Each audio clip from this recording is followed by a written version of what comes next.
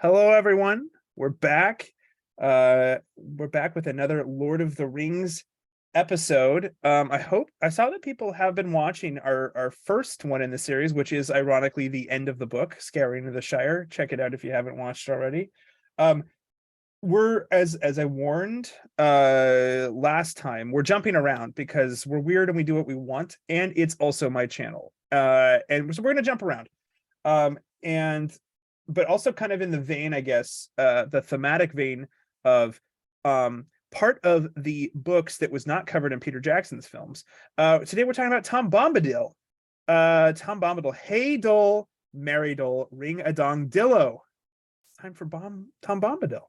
Uh Elliot, you're back. You are a lamp. You are Shaq. You are a genie that lives in a lamp. I hope you're doing well. I hope you're not too cramped inside there. No, I'm doing just fine. That's Doing good. good. My little lamp genie, this little light will shine. I'm gonna make it shine. Well, you got to rub me the right way. What? What? Sorry, this Yeah, is heyo. It's a Friday. I don't know what are we talking about.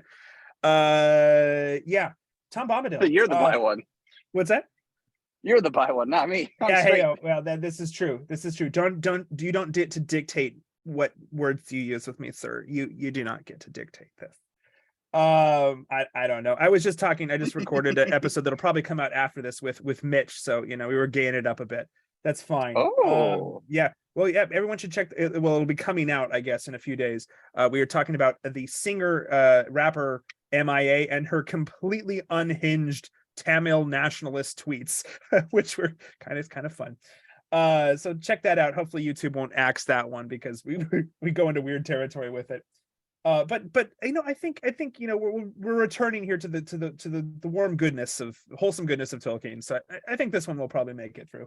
Tom Bombadil, one of the cooler characters, and I guess that's sort of weird to say. I think a lot of people don't really like Tom Bombadil. I feel like you either love Tom Bombadil or you don't understand Tom Bombadil. that's what I would say. Yeah, I like would say that. I kind of really, I mean, I don't understand Tom Bombadil, but I love him. Nobody really does, understand even in the story, but like, it's like, what is Tom really doing? What is he? Um, I think I have an idea of what he's doing. I don't really know what he is, but what are some theories? We'll pull out some theories. Not just my theory. There's some academic scholarly theories about who Tom Bombadil might, or at least who Tolkien might be referencing or drawing from, let's say, drawing inspiration from with Tom Bombadil. But yeah, Bombadil is based. Uh, awesome character, completely full of whimsy, and just what you need when the Barrow-wights come a calling. So I know, yeah. Well, it's, I mean, hey, what are you gonna do? Like, you have to. Bombadil's your option. Okay, this is your one option. Um, so Elliot, you were very excited for this episode. Uh, Hmm. you were very excited specifically for Bombadil. I'm curious as to why. Well, because he is easily my favorite character in Lord of the Rings, which Elaborate, please. well, yeah, which is a classic like edgelord take in terms of like, oh, my favorite character is this obscure Star Trek character Yes, who yes, like, or like Q. It's like saying my favorite character it's in Star cute. Trek is Q. It's like, okay, dude, like come on, Michael Malice wannabe, like what are you talking about, right? And Q is and pretty and great. and Bomb Yeah, Bombadil isn't quite like Q, but I think that he and Q inhabit similar general metaphysical mythical spaces, right? yeah, Like Bombadil that's is a good point. not a trickster deity proper, but he is definitely trickstery in the Yeah. same way that trickster deities are, if that Yep. makes sense, right? Oh yeah, trickster deities, and this is again most. Geez, you know what? I'm trying to actually think of a mythic tradition, sort of from world tradition, or just created by somebody creating a world like Tolkien that doesn't have some sort of trickster character. And I don't necessarily want to say it's universal, but it might be universal. Well, yeah, because all the mythologies that didn't have a trickster deity died from being taken over by steppe people, or yeah, they died from being taken over by steppe people. Like they're Yeah, the squares that are like, oh well, it's better to, they're the kind of red state Republicans that are like, well, it's better to be conquered by evil than to blah blah blah. And you're like, okay, you're gonna get selected out of nature, bro. They're like all of the Yellowstone memes. I don't care. Around here, I respect the rule of law regardless of what it says. Yeah, exactly. Oh, okay, great. Yeah, good. So based. Yeah. So that's why you need the trickster deity. Otherwise, it doesn't work. Well, and tricksters are interesting because they can be kind of they're by nature chaotic. And if you subscribe to the character alignment chart as we do in this household, you'll know that you can be chaotic in different ways, right? You can be chaotic good. Now I think it's not controversial to say that Tom Bombadil is clearly chaotic good. Like, he's clearly good. Oh, you know what? I would make an argument. Well, and you've read more literature than me, but just based off of the book and based off of Gandalf's description of him in the book, I would make an argument for Bombadil being chaotic neutral, skewing good. But I would say that, you know what I mean? Like, I would say, so he's above that. He's not perfectly chaotic neutral, but I would say that would be my hypothesis, right? Okay, but I respect your opinion, and I do respect your opinion. That's I would disagree slightly. I would say that the chaotic neutral skewing good character is one who is connected thematically to Bombadil, which is Treebeard. I think Treebeard is far more in the chaotic neutral area than Bombadil is. But I would put Treebeard in true neutral, right? Neutral, because he literally only cares about him and his own. I guess he's not chaotic. So, but I guess what we're debating here is not the chaoticness; it's the goodness, badness. But let's before we go down that particular autist rabbit hole, the point I'm trying to say is, I do think I'll disagree with you slightly. Bombadil is good in my opinion. I think he has good alignment. I think he is chaotic because he does not. It's very difficult to figure out what his quote unquote deal is. Like, it's difficult to categorize Bombadil, and in that sense, he is chaotic. I don't think he's chaotic in the sense of he creates chaos. No, he restores order in the mythic sense. He is a right-wing kind of character in that sense. But the hobbits can't figure him out. Elrond doesn't really know exactly, right? Elrond actually mentions this at the Council of Elrond, doesn't know exactly what his deal is. And Gandalf is also kind of knows of Bombadil, but Bombadil is very enigmatic in many ways about what he actually is. We know he's super, super ancient. He's super old, right? So he's clearly a created being, if you know anything about the world of the creation myth of Arda, of Middle Earth. He's created. Only Arab Iluvatar is uncreated, who is essentially God. So he's created, and he's a corporeal being. He has a body, right? He's not pure spirit.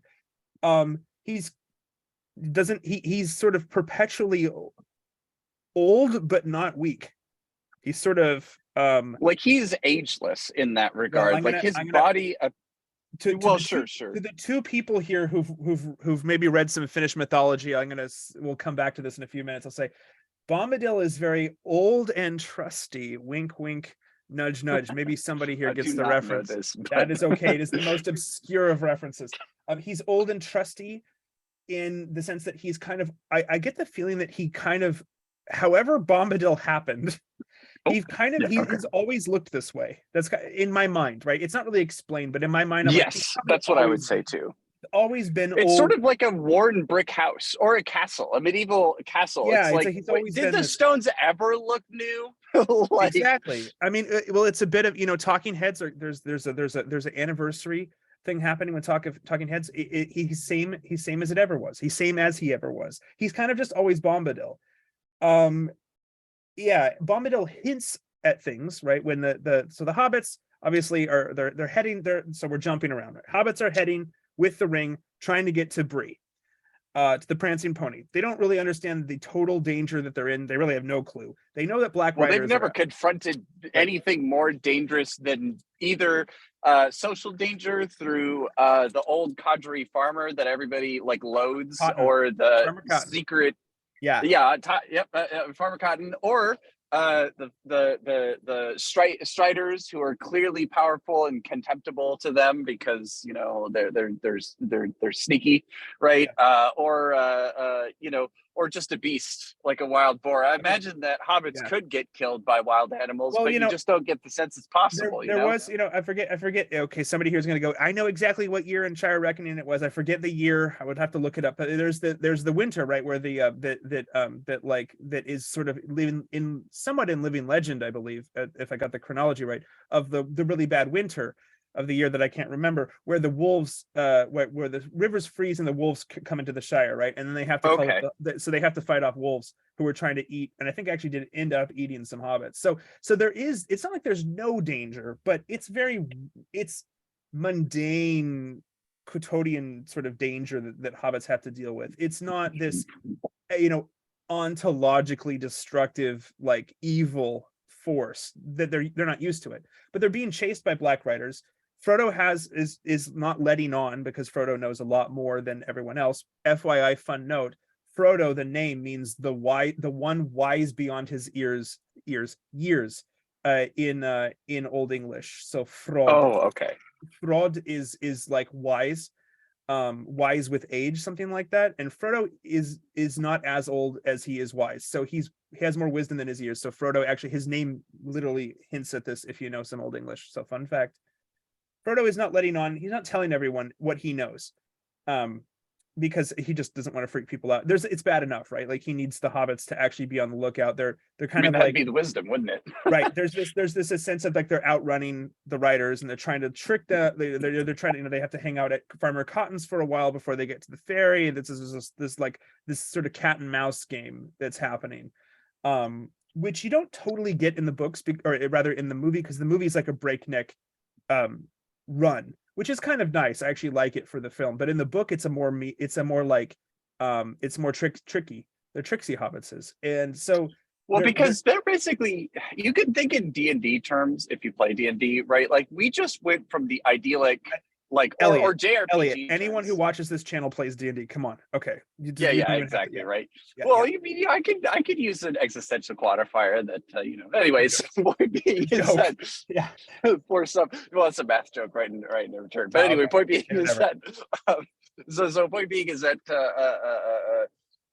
oh yeah, so that we just left in JRPG terms, your house, right? We're going through the first like little in the Pokemon, you leave Pallet Town to the first town, you're gonna meet your first like pretty low level Pokemon. Obviously, they're being chased by like wraiths, which is much scarier. But like the stakes to the Hobbit are literally we're just going to the next town over, which is Right. odd, but not that crazy. Like it would be if you're Well, in the US, it'd be kind of like if you were driving like to the Midwest or from the Midwest to the cities. It's like right. not that crazy. Well, and there's hobbits that live in Bree. So Bree is Right. has a mixed town populace of humans and hobbits. So it's not like they're not, yeah, they this is before Rivendell, this is before all of that. But Yeah. They the haven't point is, transcended their daily whatever right. the heck. The Like this point is is that still at the bounds of their understanding. right, but the point is that evil has already transcended that, right? Evil is now pursuing them actively.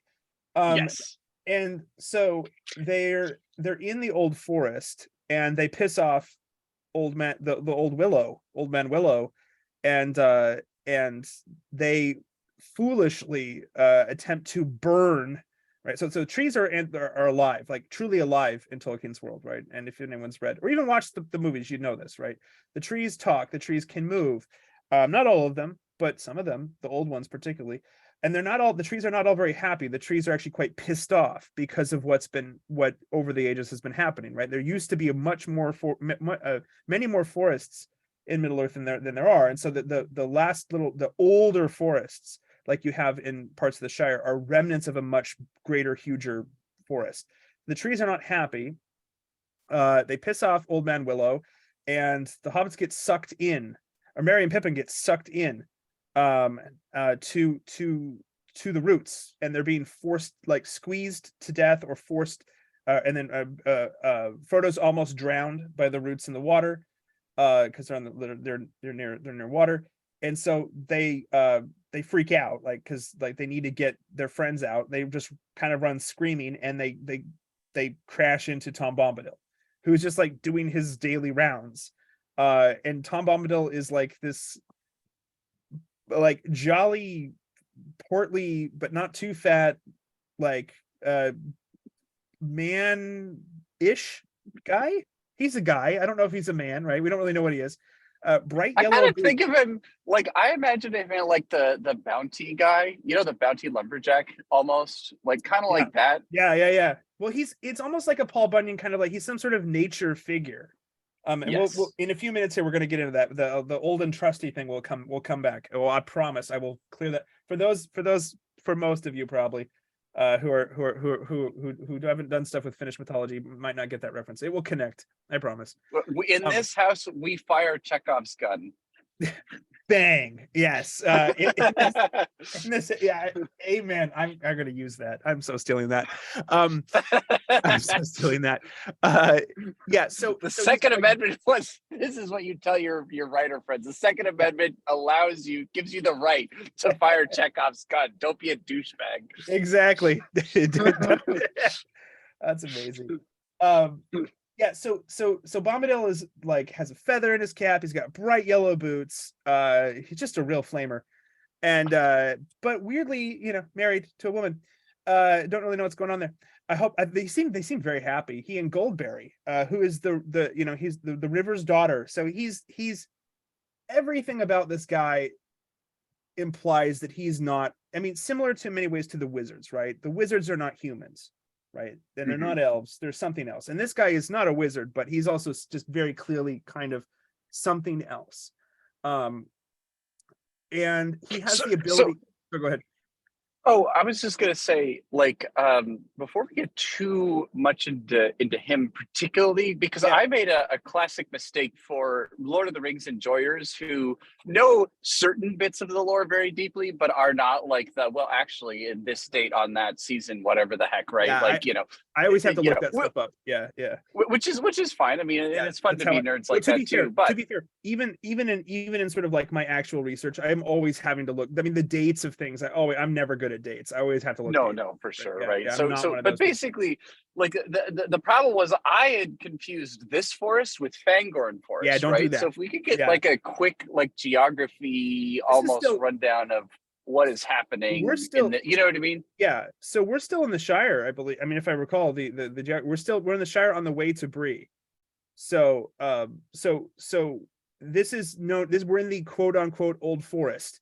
So the hobbits know this place as the quote unquote old forest. That's what the hobbits call it, because it is literally, like you learn later, this was part of a much bigger forest system, a much bigger ecosystem that has been changed, right? That various races of sentient beings have deforested sections or used, turned it into farmland.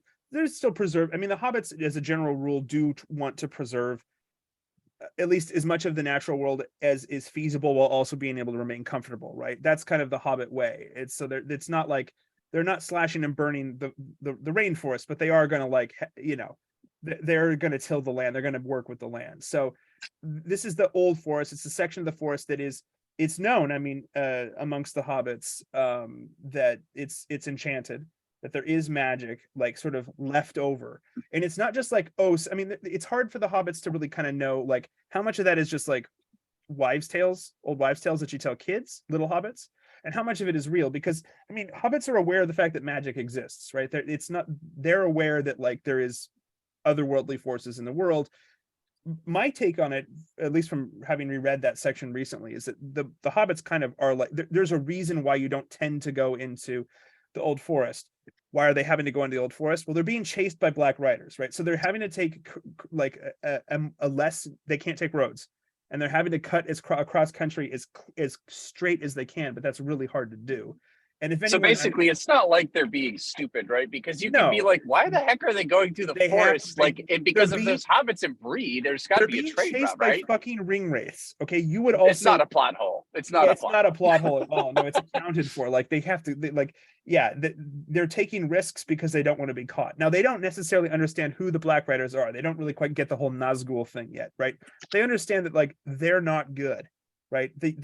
As many people like to say, right, the friend enemy distinction remains undefeated. Like they're like, oh, a literal dark magic writer person, I don't like you. I'm going to go the opposite way.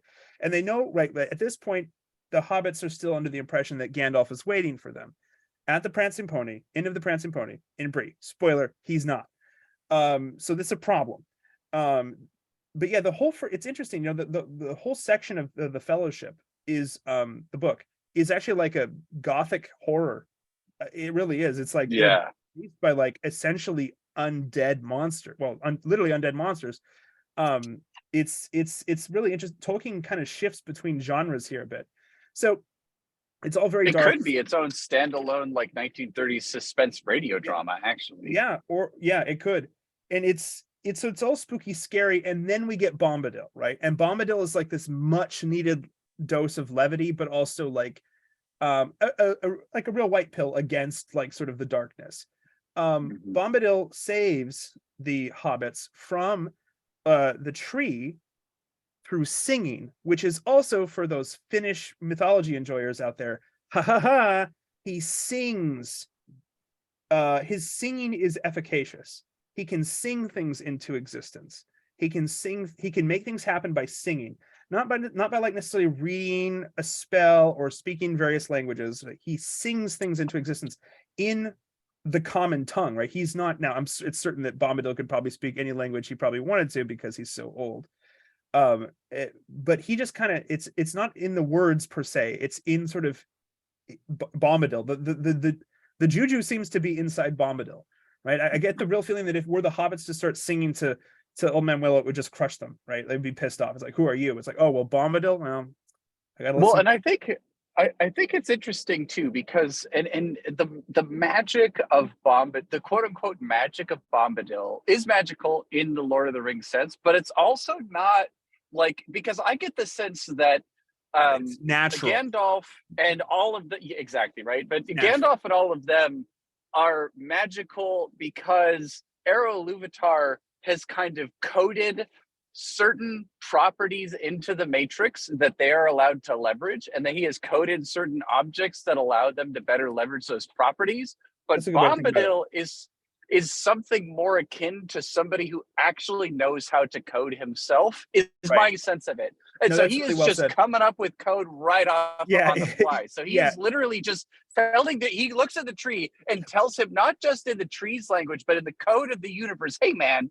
what are you doing here, right? Can we just not? And the tree's like, I guess so. Yeah, you're right. Now you mentioned it, these guys aren't that bad. He's not telling the tree, he's not commanding, he's not intimidating. He's like, I don't know. It's like, my friend, Old Man Willow, you're being a grumpy old man. Stop it. Yeah. And it's not just for the natural world, because, well, where did you draw that line? But like, jumping around, barrow wights, which are totally a thing in this world. And by the way, fun fact, this episode is not about the barrow wights per se, but Tolkien draws this barrow wight, the chapter, totally from Old Norse sources. If anyone has seen, I actually liked it despite some historical inaccuracies. The Norseman. If anyone has seen that movie, there's a great scene where that deals with raiding a burial mound for grave goods.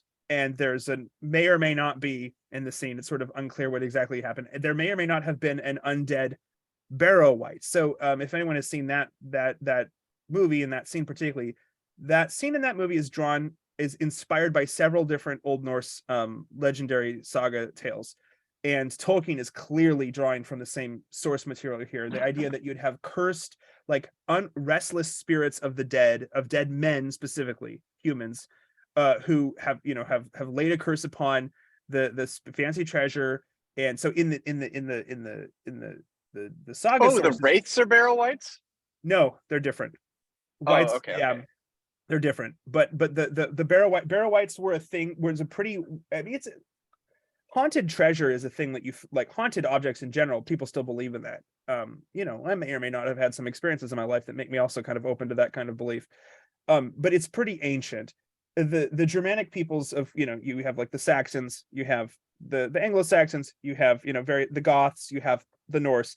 There was this idea that you really shouldn't try to break into, you shouldn't try to disturb the rest of warriors in particular, because they lived sort of violent lives, and they might have fancy swords, but it's like they're going to come and fight you if you try to steal what's theirs.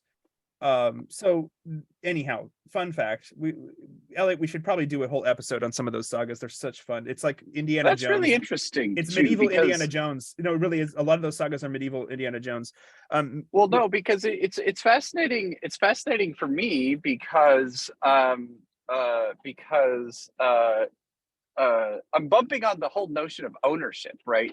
The fact that this corpse can own something, freaking or that Lawbert. like Well, do you? no, but it's yeah. no, but it is really interesting because yeah, okay. no, but because in our sense, like because even in a Christian sense, right? Right.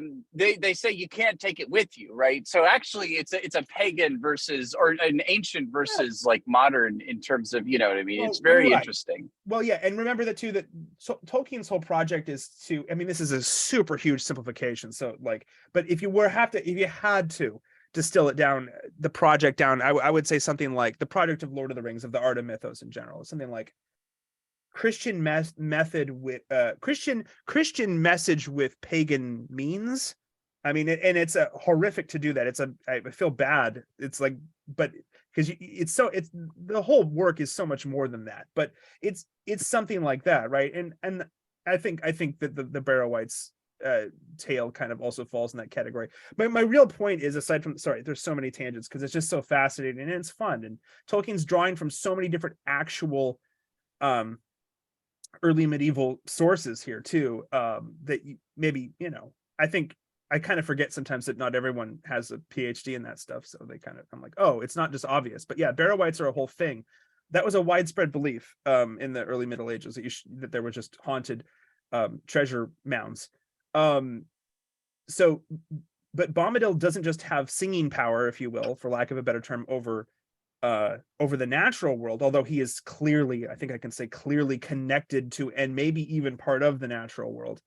But he has the ability to sing, you know, wights away from hobbits, and to save the hobbits by that. And he also has the ability to kind of sing away all of the bad juju, for lack of a better word, the bad mojo on the Barrow-wights' stuff. And so that the hobbits can take some of the grave goods from the Barrows and not have lasting, you know, it's not a Morgul blade. It's not lastingly cursed, right? He can kind of sing it away. So Bombadil, while being very like sort of, you know, he'd be like green, I guess, if you were to play Magic the Gathering. He also has some sort of like broader white categories, because he can just kind of like cleanses and restores things. He's also apparently a nudist, because when he saves the hobbits from the Barrow-wights, he tells them to just like take the because the Barrow-wights had dressed them as themselves. Maybe they're trying to possess them. It's kind of hard to tell exactly what was going to happen. Take off, you know, the old garments and run naked. So I forgot that part too. I'm like, oh my gosh, the freaking like weird like Swiss mountain guy spirit thing. Like, go run in the meadows naked. Okay, geez, it's like it went to Eugene for a while or something. I don't know. Holy shit. But yeah, Bombadil is he's very enigmatic, as we've been saying, but he has a lot of power. But I really like how you put that, Elliot. He's not Saruman trying to acquire the right ingredient and the right word of power for the right kind of purpose. He doesn't even need that. And he's not Gandalf, who's like, I have one of the Istari, one of the, you know, as one of the wizards. Ero Luvatar has granted me these powers, right? I am, you know, a servant of the secret fire of Arnor, right? This whole bit. Bombadil is like, I'm a servant of Bombadil, and I do what Bombadil things do, and I'm me, and here we go. Yeah, he's a family man, very much in love with his wife, Goldberry. They have a beautiful house that is like, it's a physical place, but it's clearly there's some sort of, again, maybe enchantment's the wrong term. And, you know, even that's sacred. It's sacred. It's like sacred. Yeah. And I think this touches on, you know, I sort of, I harumphed a bit when you said magic earlier. And that just comes because, you know, it's like Galadriel, right? Later on, again, we're jumping around the books, folks, talks about how, you know, the hobbits talk about like Lothlorien and Galadriel herself as being, quote, magic. But, you know, she's right. there's that line, and it's not going to be verbatim, where she's like, I guess magic, but that's what you would call it. Although the word magic has more in common to do with the arts of the enemy than anything that the elves would do. And this connects back to a broader sort of thematic thrust, to alliterate a bit, since we're talking about old Germanic stuff, a thematic thrust of Tolkien's that when it comes to power and how power is wielded. And Tolkien draws a huge distinction between, sort of supernatural or natural power wielded to control and twist something to your will, and power wielded to set things in order. And so, right, magic as a concept for Tolkien seems to be, at least from everything I've read, from the books, and then from reading about Tolkien, reading Tolkien's, writing about his works, is really more magic. It has a negative quality or connotation for him, because magic is something more like Saruman would do. So when we do our episode whenever long it takes for us to get around to it on Saruman, we'll come back to this. Magic is something that is the gears in your mind, right? Magic is the steam of Isengard. That's magic. Magic is bending the world to your will. And we talked about bending last time too, right? That to be bent, to be twisted around, is a sign of imperfection. I mean, of a fall, in a broader Christian sense of sin. So that I don't see that with Bombadil, right? Bombadil is not seeking domination. Right, even with the grumpy willow, right? He's not like, he doesn't destroy the tree, right? In his wrath, he doesn't like rip it out of the ground or some crazy stuff like that. He just was like, let them go, right? So, and a lot of Bombadil's, power seems to really just be about resetting things. And it's also to be clear too, I want to draw a distinction between all that stuff and Treebeard too, because he's not talking to the tree like as a peer either, right? Like, it's just such a strange, that's why I said sacred, because sacred literally means set apart, right? Yeah. Not like holy. I mean, yes, holy, because holy also means set apart, but yeah. No, but like set apart for a certain purpose, that is transcendent and probably divine. I mean, I don't see Bombadil as even as a free agent. I mean, I think sometimes people have, it's just a person, I just would personally disagree. I'm not saying, there's some pretty good arguments I've heard of Bombadil being kind of a free agent. I don't see that. I see him as being, I mean, he has this huge memory, right? He's talking to the hobbits. He has this like thousands of years history in his mind of like what the world was like even before right before it was bent, or before it was turned into a ball, right? Like, he remembers when Arda was flat. And if anyone's read the Silmarillion, right, the world, Middle Earth, is actually created originally as flat, and then something happens that makes it round, which hopefully we'll get to at some point in this series. Well, and to that point though, he remembers pre-Elven period, so he was just there. He kind of sees the elves like the elves see the hobbits in a certain way, right? Like, or the elves would see men, right, as people like scurrying around with like way too much anxiety about everything, man. And it's not, and again, it's just sort of weird. Like, it really, he's best described by a bunch of by negative sort of description, right? Because he's also not like Radagast, who like got into nature and was like, whoa, nature's pretty cool, why do I hang out with the birds and shit? Like, he's just, because the thing is he's not restricted to the forest, right? Like, to that particular forest. Gandalf said, hey, he used to go all over the place. He used to go actually pretty far, but he now just chooses not to. And it's sort of funky, because I like to think about him, and I could be wrong, this might not be true, but I like to think about him as like infinitely powerful, but in like a tiny vertical, right? Like that kind of person that is so good at the one thing they do that they can do anything. But and I think that he probably could do a lot of other stuff, but he's just not interested. It's like that super genius that you're like, God, you could actually do anything you want, and the one thing you want to do is trains, and that's weird, but whatever, right? Like, I really like trains. Oh, okay. No, that's a super genius. I mean, he's a little spectrumy, and that's okay. Join the club. Join the club. right? Like he's a little spectrumy, but hey, he's really good at what he does. And I mean, and he's very, I mean, he saves the day like twice, right? Really three times. If I mean, the refreshment and the break, the rest that the hobbits get in the house of Tom Bombadil is sort of also a third time. I would say this is the second rescue, right? He rescues them from the tree, rescues them from despair, and then rescues them from the Barrow-wights. So he does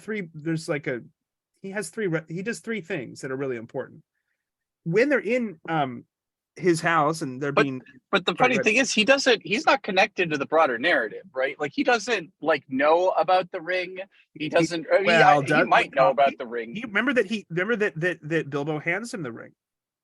Right. No, And then he okay. puts it on his finger. But he doesn't really know. It's not like Gandalf said, "Hey, here's the plan. Watch out for these hobbits." Although No, maybe but he did. I mean, don't I know. like to think that Bombadil knows what the ring is, or at least has some He inkling. knows what the ring is, right? But he's not like familiar with But like then the how plot does to he get rid of react it. with the ring? Or how does he act with the ring?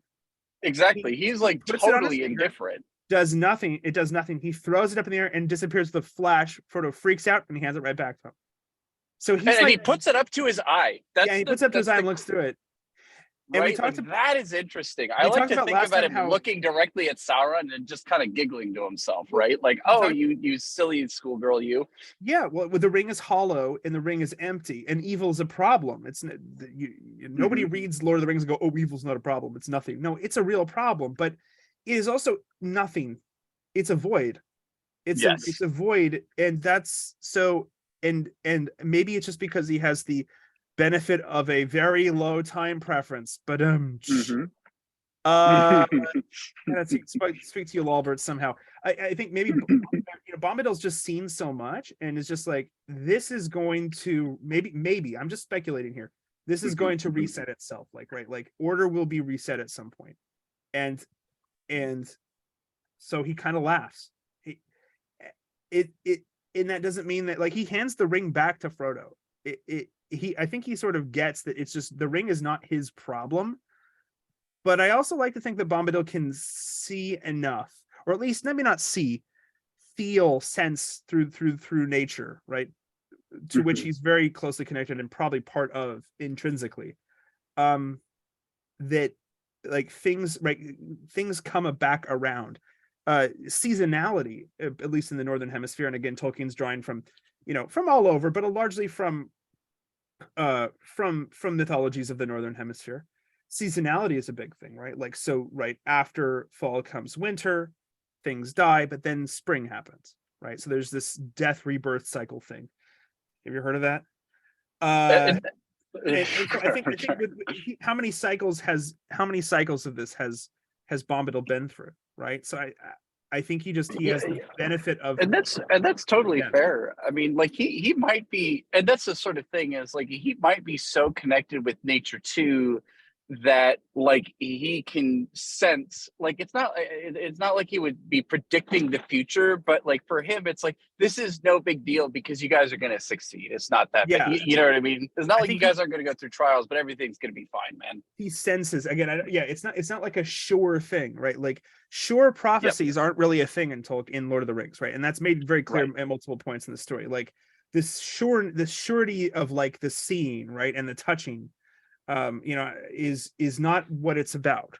It's about sort of putting one foot in front of the other and trusting and having faith that things will work out, which is a lot different, right? I'm thinking about Thomas here, St. Thomas. It's like, I want to touch the wounds of Christ is a lot different than, I'm gonna believe even though I haven't touched the wounds of Christ. And I mean, Tolkien is very Catholic, and I don't think he's specifically referencing Thomas here, but that story, it's just that idea is very present here, right? That like, well, we should remind people that Tolkien is hyper against allegory. So even if he is Catholic, it's not intended to be an allegory. No, it's not intended to be an allegory, but that kind of message, for lack of a better word, is super prevalent.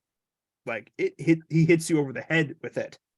Because I do think one of the main messages of Lord of the Rings is one of faith in something that's greater than yourself, and therefore you are at the mercy of the lack of your understanding of it, right? You cannot attempt to understand everything, all of the ways of Eru Ilúvatar, right? death is the gift of Eru Ilúvatar. That makes no sense, right? Is death is bad, but it's also the gift of Eru Ilúvatar. And so there's paradoxes built into it, right? This just shows up everywhere in the art of mythos. So I think this is just another instance of that, right? Where Bombadil has, in a sense, maybe a little bit, maybe just because he seems to be immortal, or at least eternal. He seems to be tied to, as long as the earth is there, there's going to be Bombadil, probably. He's not heading into Mordor, right? So it's easy for him. And even though the hobbits don't know exactly what's ahead of them, Bombadil's also not being chased by Nazgul, so he's able to see. He has the privilege. He needs to check his privilege. He has the privilege of seeing, of sensing that the order will be reset. So yeah, I agree with you. But he's not like acutely worried about it. But I mean, if you were a hobbit being chased by undead wraiths, I mean, you would also be pretty acutely anxious about that. You would be stupid not to be, right? Because if you get caught by them, you want to die. You hope that you would die, right? Because the alternative is much worse. They're probably not going to kill you, which is much worse. So yeah, I think that it's like Bombadil almost is just like he's more plugged in. Like he's so plugged into the grand plan, if you will, that he doesn't need, even though he doesn't know the whole plan, it doesn't matter. Like he has trust in a way that is very difficult for mortal beings such as hobbits, right? They don't live forever, even though they live longer than humans. It might be somewhat of a hard transition, but I want to make sure that I actually address the things I keep hinting at. So I did some reading, because it was an arduous task reading about Tolkien. I wouldn't do that in my spare time. I looked into what some people, not just fan forums, which are great, but like for lack of, I'm trying not to sound super pretentious here, but like Tolkien scholarship, how about that, has said about Bombadil. And from what I can tell, there's even the scholars, right, are kind of, it's very difficult to say exactly what Bombadil is about, and it's even more difficult to say where he comes from, in the sense of like, where did Tolkien get this idea? And I think it's probably not from one source, but David Elton Gay wrote a little bit, a book chapter in this book, Tolkien and the Invention of Myth. I recommend.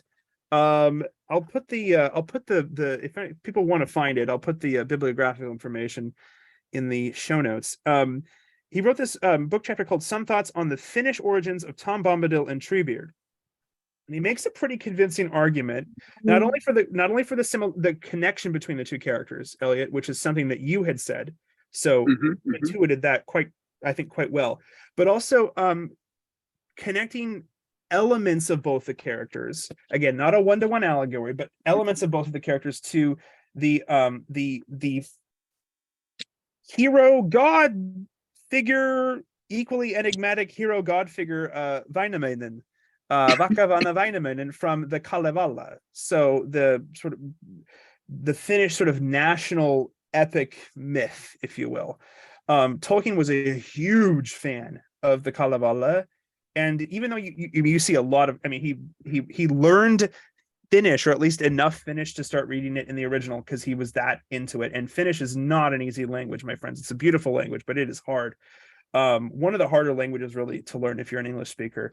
Finnish is not related to other European languages. At least it's not related to Indo-European languages, and so it's very much its own thing. It's got Estonian, it's got the Sami languages, and you get some Hungarian as well. They're the Finno-Ugric, but it's very much its own thing. It's a difficult language to learn, but Tolkien obviously loved languages and took that upon himself because he was so in love with the story.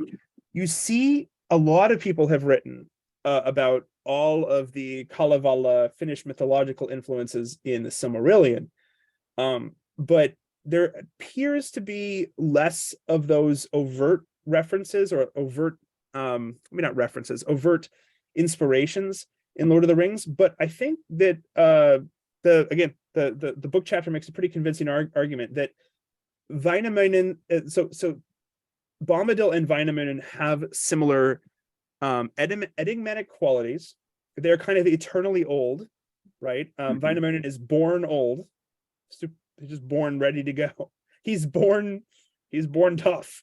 And probably I think one of the most interesting similarities is that Wainamoinen, there's this great bit in the Kalevala where Youkahainen, and who's sort of the young upstart whippersnapper, and Wainamoinen, who's old and trusty, Vakavana, is they get in a singing match, which is like maybe like a rap battle, but like it's a rap battle where like magic happens. So like, Wainamoinen, spoiler, ends up singing Youkahainen into the ground, like singing, like he beats him so badly at like magical singing contest, wizard battle, if you will, that he sings him into the ground. So, and there's other places too in the Kalevala where Wainamoinen's ability to sing things into existence is he uses them. He flexes quite strongly on people. And that is also, I hadn't really thought about that. So I think it's a pretty convincing argument. Now, for those of us who are not, or those of you who are not, I'm not an expert in Finnish mythology. It's not my main field at all. I enjoy it, but it's not my main field. That's maybe just like, okay, fine, Colin, fun pub trivia fact. But it is interesting, this idea of singing, right? Singing, having magical qualities is something you find in lots of different world traditions, lots of different world religions. I mean, what is you could either go as close to home as like your local church, right? People sing. Singing in religious ceremonies, it's not universal, but it's pretty widespread. I know, Elliott, you have a background in choral singing. You can sing a lot better than I can. Singing, chanting, reciting something, some sort of vocal utterance having some sort of spiritual effect, or in some traditions, some sort of real, also like physical manifestation effect. That's a thing you find all over the world. But I will say that in terms of at least the traditions that Tolkien is drawing inspiration from, it's probably the strongest in the Kalevala, because it is just so like, yeah, Wainamoinen sings and shit happens. And that's what happens with Bombadil, right? Bombadil sings, and now he's not ripping up like trees and destroying them and doing crazy stuff. I mean, not quite to that level, but he's able to sing things into existence and change the world around him. And he's very fond of singing. Tom Bombadil is, as is Wainamoinen. So it's a again, I'll link. I won't link to it. It's unfortunately not online, but I'll put the bibliographical information in the show notes. It's a pretty cool argument. I think it seems to hold water to me. But anyhow, yeah. So Tolkien again is drawing from a lot of different, specifically European mythological traditions. People tend to, myself very much included, we tend to forget how much he loved the Finnish stuff. But it's there. I think it's a pretty strong argument. So yeah, but again, that's not to say that Bombadil is Wainamoinen, right? Because A, that's just not how the character is written, and B, that's not right. But that would be, Tolkien's not looking for a one-to-one. But the idea that, nature figure, enigmatic, hard to tell what he really is, can change the world by singing, is very much connected to creation and recreation and resetting things in order in the natural world specifically. That's Bombadil. And I don't mean this to be necessarily heresy, right? But I know that one of the most critical parts of the creation story of how we got here in Tolkien, which I guess is found in the Silmarillion. I haven't read it. I've just watched YouTube videos on this sort of thing, and is that the big bad, the really really big bad, not Saruman, but like the guy above Saruman, Morgoth. Yeah, Morgoth. I almost said Moloch, but I'm like, no, that's a real god. Different. Anyway, Moloch. Yeah. Moloch. His situation is that he wants to start up his own jam session, right? Like Ero Luvatar creates a bunch of angels, essentially, from what I can see anyway, to sing with him. And so they're all singing, having a good time. And then he wants to go sing a different song. And so he is discordant, right? Like literally not concordant, but discordant from the rest of the choir, and that's where basically evil is coming from. And I can't help but notice the parallel of like Bombadil as sort of a particularized Iluvatar, as a dude who is just kind of singing, and the singing in this case happens to be perfectly in line with nature. So like maybe he's a soloist in the choir. Like I don't know. Like that's kind of, I think that's the closest, like most accurate in my opinion description of what he is doing, is he's like a soloist who is dipping in and out of the choir occasionally with the Iluvatar, right? And that's why like, and he's not necessarily the soloist again in terms of like Gandalf where they're singing like maybe a written part, a written solo. Like, he's kind of like, you know, making it up as he goes on. He's scatting, he's like jazz man, right? But it's still totally in line with what's going on, you know? Yeah, he's like Ron Burgundy, jazz flute. Yeah, it just exactly. Yeah. And like Ron Burgundy, he's manifesting things. Yeah, that's just happening around him. Yeah. No, it's that's really good. I hadn't quite this shows you my it's been a hell of a week, but it shows you that just how tired I am. But yeah, no, I had not thought about that at all. Even though it is the completely obvious answer. So thank you. Not to detract in any way, shape, or form from the profundity of what you just said, but like the music of the Ainur is such a big part of the early part of the Silmarillion, and you know, singing, look as a math guy myself, we tend to abuse obviously pretty hardcore. Like we'll say, oh, it's obvious. Only took us like thousands of years to figure it out, but you know, it's obvious in retrospect. Right, in retrospect, it's all obvious. Yeah, I wouldn't have necessarily said that before today, and so that's what I love about these shows, is that actually it's like on the fly real research being done in my mind. I'm like, oh yeah, like he's like a soloist in a choir. Fucking, why did I put that together? Like, it's brilliant. I mean, at the risk, now we're just patting each other on the sholders, but that's okay. Exactly. We're allowed. It's our show. Self-congratulatory. Thank you for being here. We're so very self-congratulatory. No, but you're the. And you should be too. Congratulate yourself. Exactly. Listeners. Everyone needs a white pill. You know, look under your chair. You get a white pill, and you get a white pill. Or white pills. Although with Oprah, you're not really certain what kind of white pills she was handing out. Heyo. You know, but you are the real. You're the singer. I mean, you're the choir singer. So I mean, this yeah. Of course, you're going to think you're the musician. I'm not a musician. So of course you're going to think about that in terms of like soloist, right? And I really like that. Maybe so. Tom Bombadil, I like that. I put my seal of approval. Tom Bombadil is a soloist, right? In sort of a lower level. He's a soloist in his one little symphony that he's doing, or the Iluvatar is doing, and he's just singing the song. He's doing his thing. But you know, even to again jump into briefly back into I guess chronologically back into Silmarillion stuff. We haven't done an episode on the Silmarillion yet, although I hope we do at some point.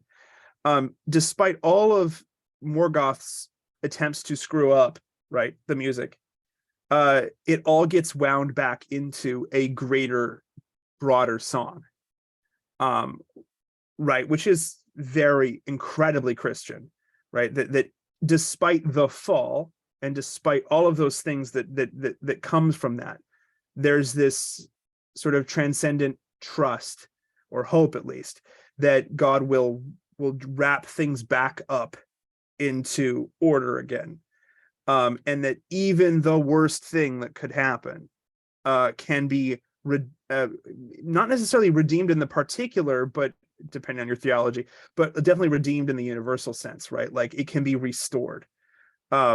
And so I think that's what Bombadil's doing in many ways by singing, right? He's singing in his own little way, is like restoring what should be there and how it should be. And obviously he has to keep doing it, right? Because Bombadil is not Iluvatar, right? You are not. If you learn one thing from reading the Silmarillion, it's that you are not God, right? You can't do these things. But maybe you can do your little bit, right? Your little part that's also kind of important. And I do think, at the risk of getting lost in the broader themes, I think that's also a big part of Lord of the Rings, is that it's not so much about being the biggest and baddest or the toughest or the strongest. It's about doing the next good thing, the next right thing, right? The next thing that produces order, and not order at the risk of goodness, but correct order, right? Order that it produces joy. and in happiness, and that's what you're called to do. That is so much of particularly Sam and Frodo's story once they break off from the Fellowship and do their own thing in Mordor, right? It's just about like this next step, and then this next step, and then this other step.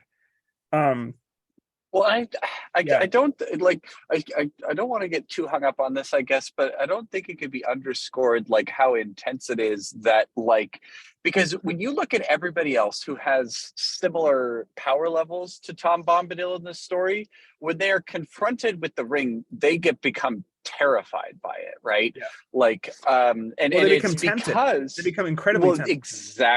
exactly, right? Like both Gandalf and who's a wizard specifically said with a commission, like he's a commissioned officer, right? He is Right. commissioned to go lead the anti Morgoth rebellion, right?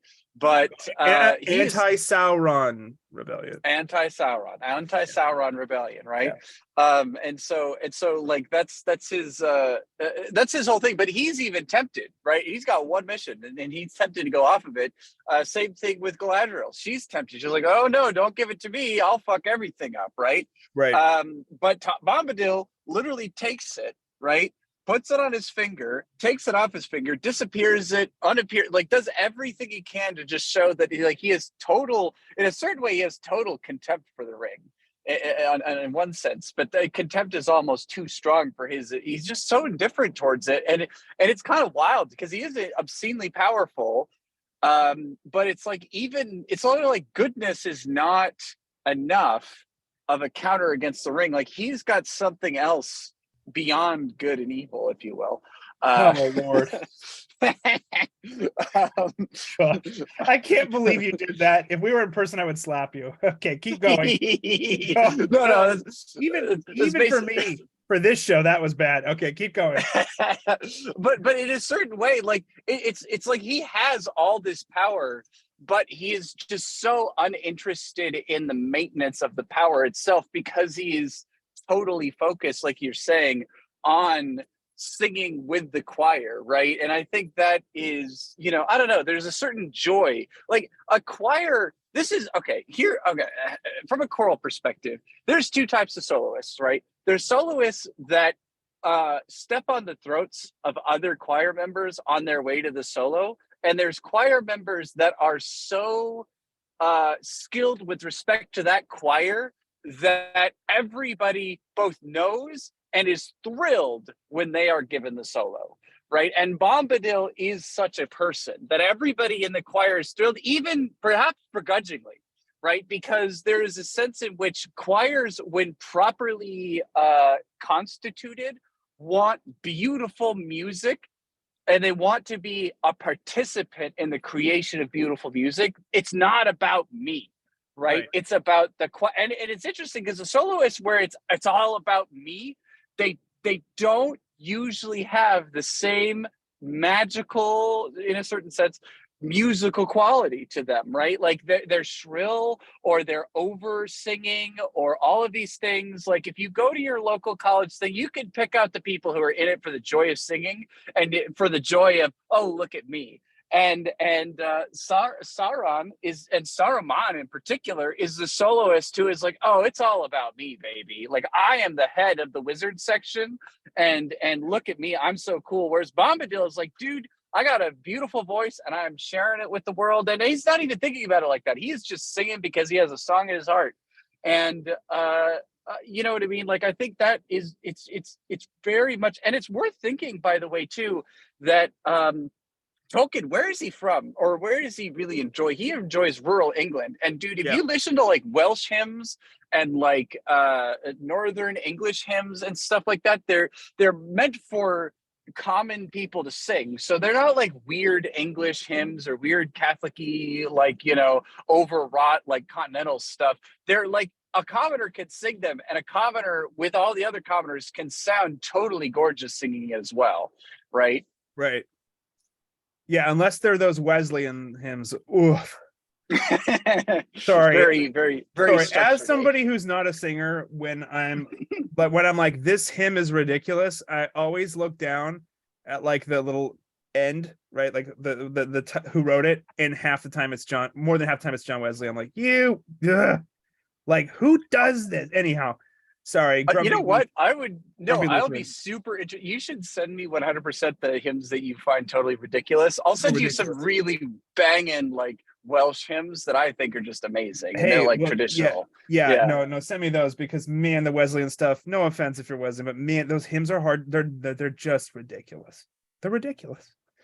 Yeah, no, but we're not talking about the ridiculous hymns. We're talking about like grounded, The based hymns. based, dare we say based, yeah, hymns. So Those who dare to say base. yeah, those who dare to say based are cringe, but that's fine. Yeah, Simo Bacidus et cringius. There we go. That was a ridiculous joke. If you're, yeah, anyhow, stupid Lutheran joke. Anyhow, yeah, no, it's I love that that we have you who is a singer, right? Because you can give us the perspective of what Bombadil's doing in the broader sort of choir of creation here. He's soloing, but in harmony, if you will. I don't In know harmony, if that's, yeah, I don't right? know if that's actually And how a musician would say it, but like he's harmonizing. well, as the this is getting. I'll just lean into the hardcore choir deep cuts, but he's blending, right? Oh, Like he is a soloist, but he's blending with the people around him. He's listening to the people on his right and his left, right? right. Is what a and the choral things are very much like as soon as I learned that Tolkien that his creation myth was based off of a cosmic choir, I was like, oh, Lord of the Rings totally makes sense if you've sung in a choir at all, right? Like it gives an immediate intuitive grounding to all the concepts he's trying to convey. And I think it's relevant because in a lot of ways Christian theology has gotten so autistic that it loses the intuitiveness of just like yeah, the choir of angels. It's like a fucking big ass hint, right? But like that Yeah, heaven isn't in the church, it's in the singing, in part, right? It was mildly heretical to say it like that, but like we've gotten too abstracted from the like, no, the singing is the important thing. And that's, in my mind, the biggest evil in modern music, right? Is this notion that, like, it's amazing how many people are tone deaf, right? But I'm like, dude, choirs, like boring choir songs or 1800s hymns were specifically designed to be sung by you people, right? And I think that there is an evil conspiracy to purposefully remove the ability to sing from everybody, right? Because people are tone deaf, I think, in part because they listen to pop music, right? And pop music is all auto-tuned and freaking.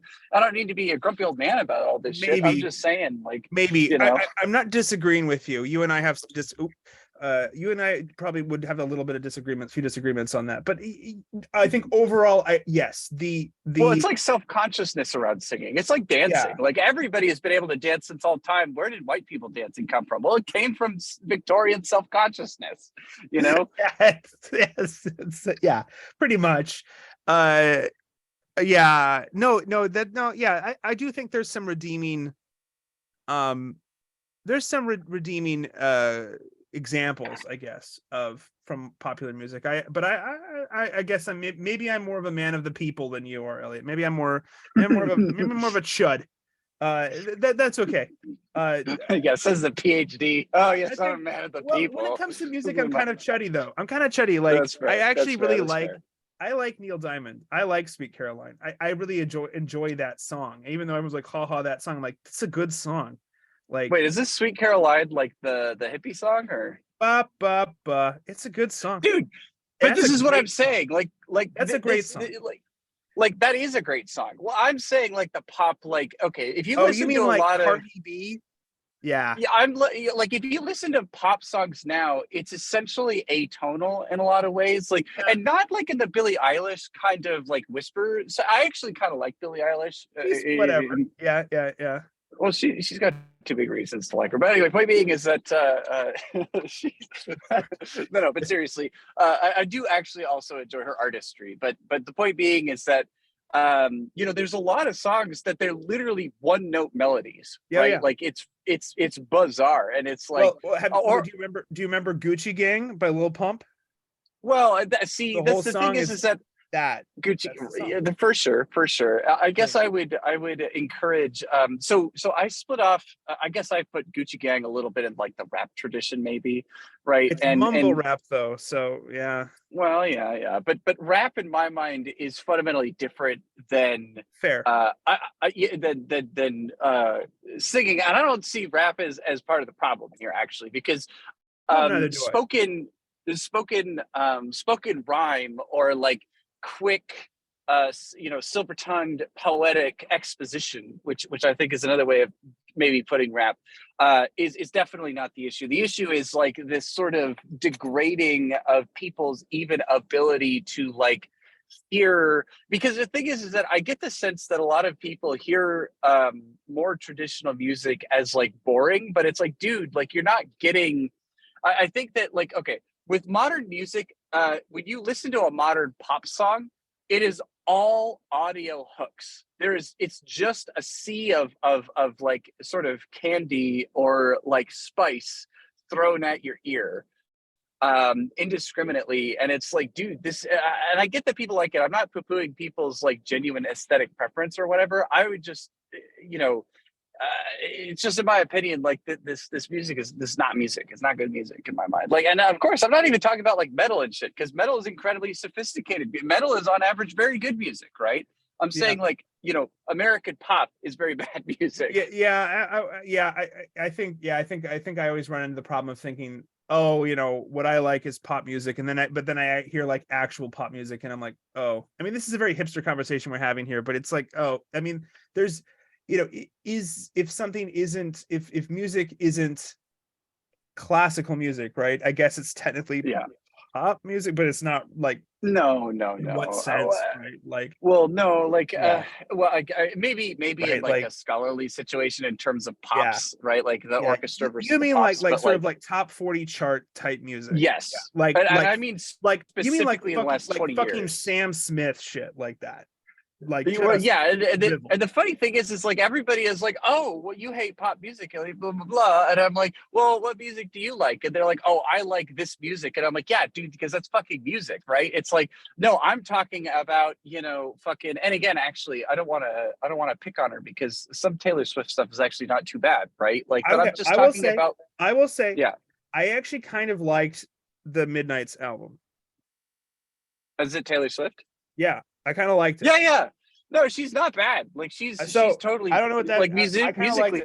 She's fine, but it's sort of like, I guess when I think of pop, I think of really think about it like corporate music. It's literally corporate, gray paste music.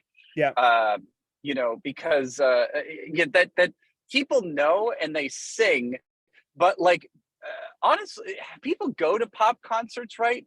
But I never hear of anybody, at least in my network, going to see a pop artist. They're going to see somebody else who is objectively better or more interesting. I think more interesting is probably the better way to say it, actually. Yeah, no, I'm actually trying to think of all the concerts I've been to, and most of them have been.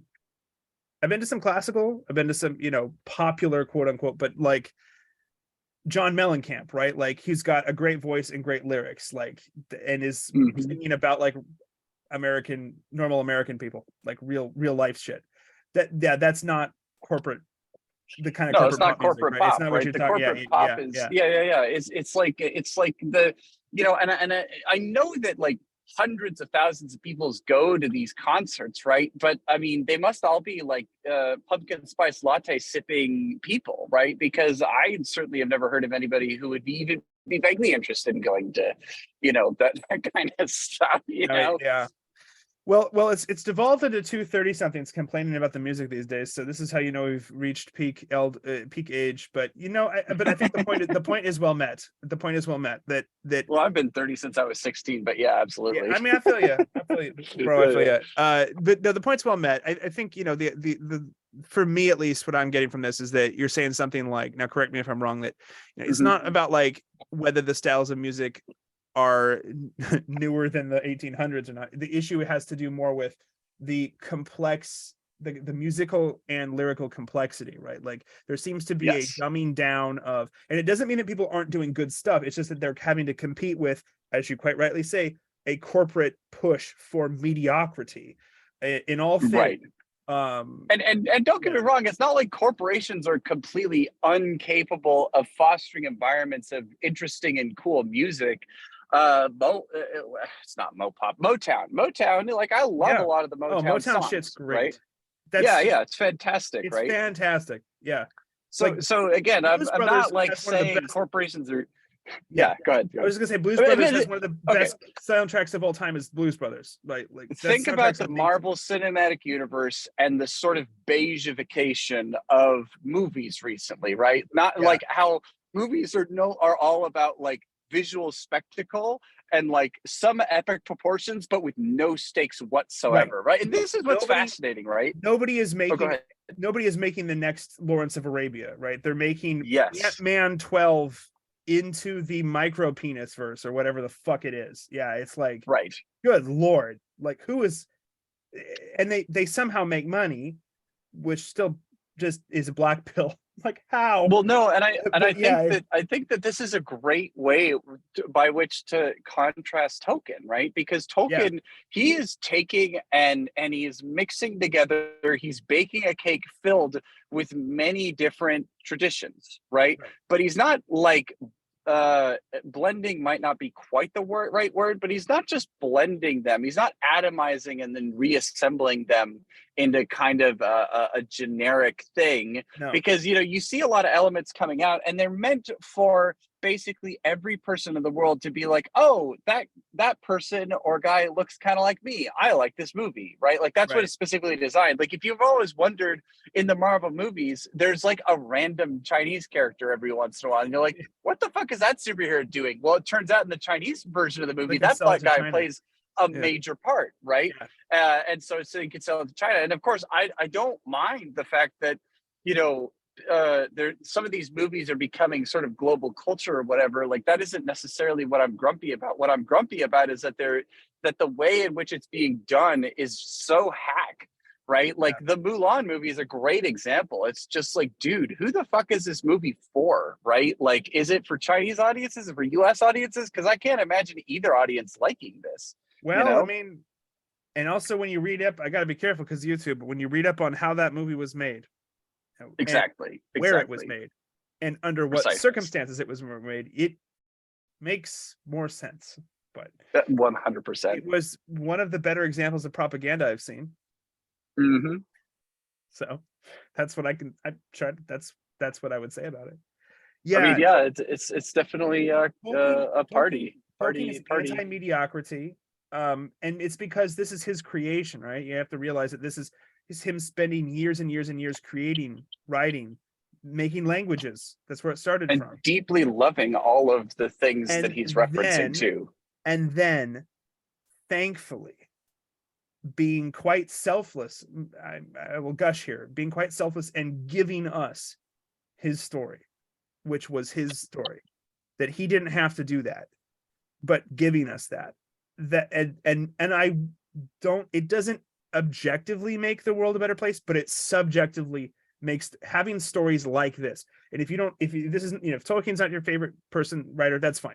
But having stories like Lord of the Rings makes the world subjectively a much better place to be in, I think, because stories are that's the stuff of life, right? You need good stories, you need good myths, and in a world like, as you say, Elliot, that seems sort of, well, maybe not in a world, but in a world, in an environment, in a cultural moment, maybe, where mediocrity is really what's being crammed down all of our throats.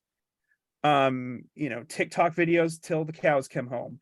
Having something that takes a little bit longer to digest, and then where you get a lot more nutrients out of it, and it's actually like good for you. Yeah, we need more of that. And so, I mean, Tolkien has this, there's this selfless giving quality in his creation and in his sharing it. So yeah, it's definitely, stories like this are I mean, to bring it back into the whole time war thing framing we have on the channel, like this, it's anti-entropic. right? It is an Yes. anti-entropic action. It is a giving a self, really, I mean, this was his creation and he shared it. He didn't have to do that. There is a selfless giving quality to it. That is anti-entropic, and that is a good thing. And I mean, it's sort And of he gave it with the spirit of giving, right? Like, because if you read the foreword, I would really strongly encourage, if you're a Lord of the Rings fan and you haven't read his introduction to the books or his little foreword to the books, I would strongly recommend going and reading it. read it. Because I read it. It was so cool. Like, basically his whole attitude is like, hey, you know, I hear a lot of people bitch about how long this book is, and you know, my word to you guys is you're a bunch of sissy pansies and you need to grow up and read some more, right? Like, literally, he is very you know, and he kind of winks and nods and he's like, look, I'll take any number of critiques, you know, one of which no doubt is that this book is too long, and fair enough, but I won't handle any critique which is along the lines of this book is too short, right? He's kind of a little bit of a funny guy like that. But point being is that, like, you know, he even in his day, this book should have been a commercial flop, right? It's way too long. It's way too intricate. There's way too much singing, right? But he did it anyway. Right, like, and you know, it's like one could think, oh, Elliot, you're being silly. I'm like, nah, bro, you do not understand, dude. Like, freaking, there is a goddamn song like every third page, right? It's like, and then the Hobbits sang this song, and you're like, what a stupid song for them to sing. But it's like, nope, it's a song, and they sang it, right? And this is, you know, there you go. Yeah, no, and I like his songs.